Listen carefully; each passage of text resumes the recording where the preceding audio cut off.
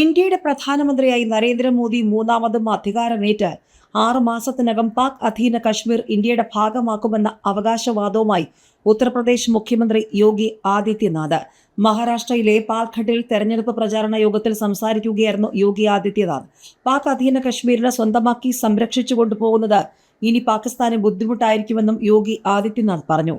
ഞങ്ങൾ ഞങ്ങളുടെ ശത്രുവിനെ ആരാധിക്കുകയില്ല. നമ്മുടെ ആളുകളെ ആരെങ്കിലും കൊന്നാൽ ഞങ്ങൾ അവരെ ആരാധിക്കില്ല, മറിച്ച് അവർ അർഹിക്കുന്ന ഉത്തരം നൽകും. പാക് അധീന കശ്മീരിനെ രക്ഷിക്കുക എന്നത് പാകിസ്ഥാന് ബുദ്ധിമുട്ടാണ്. നരേന്ദ്രമോദി മൂന്നാം തവണയും പ്രധാനമന്ത്രിയായാൽ 6 മാസത്തിനുള്ളിൽ പാക് അധീന കശ്മീർ ഇന്ത്യയുടെ ഭാഗമാകുമെന്നും യോഗി ആദിത്യനാഥ് പറഞ്ഞു. ഉയർന്ന പണപ്പെരുപ്പത്തിനും കനത്ത നികുതിക്കും വൈദ്യുതി ക്ഷാമത്തിനും പരിഹാരം കാണണം, ഇന്ത്യയുമായി ലയിക്കണം തുടങ്ങിയ ആവശ്യങ്ങൾ ഉന്നയിച്ച് പാക് അധീന കശ്മീരിൽ 100 കണക്കിന് പേർ തെരുവിലിറങ്ങിയതിന് പിന്നാലെയായിരുന്നു യോഗി ആദിത്യനാഥിന്റെ പ്രസ്താവന. ദിവസങ്ങളായി അവിടെ പ്രക്ഷോഭം നടക്കുകയാണെന്നാണ് റിപ്പോർട്ടുകൾ. പാക് അധീന കശ്മീരിനെ ഇന്ത്യയുടെ ഭാഗമാക്കുമെന്ന് BJP നേതാക്കൾ നേരത്തെ തന്നെ വ്യക്തമാക്കിയിരുന്നു.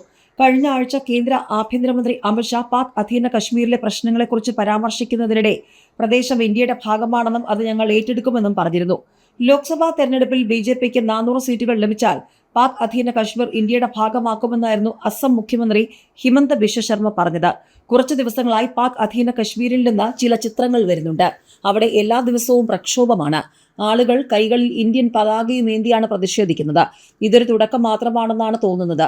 പ്രധാനമന്ത്രി നരേന്ദ്രമോദിയുടെ നേതൃത്വത്തിൽ 400 സീറ്റുമായി BJP അധികാരത്തിൽ എത്തുമ്പോൾ പാക് അധീന കശ്മീരും ഇന്ത്യയുടെ ഭാഗമാകുമെന്നാണ് ഹിമന്ത ബിശ്വ ശർമ്മ വ്യക്തമാക്കിയത്. 400 സീറ്റുകൾ ലഭിച്ചാൽ മഥുരയിൽ കൃഷ്ണ ജന്മഭൂമി ക്ഷേത്രവും വാരണാസിയിലെ ഗ്യാൻവാപി പള്ളിക്ക് പകരം ബാബ വിശ്വനാഥ് മന്ദിരം നിർമ്മിക്കുമെന്നും അദ്ദേഹം പറഞ്ഞിരുന്നു. കോൺഗ്രസ് അധികാരത്തിലിരിക്കുമ്പോൾ പാർലമെന്റിൽ പാക് അധീന കശ്മീരിനെ കുറിച്ച് ഒരു ചർച്ചയും നടത്തിയിട്ടില്ലെന്നും അദ്ദേഹം കുറ്റപ്പെടുത്തുകയും ചെയ്തിരുന്നു.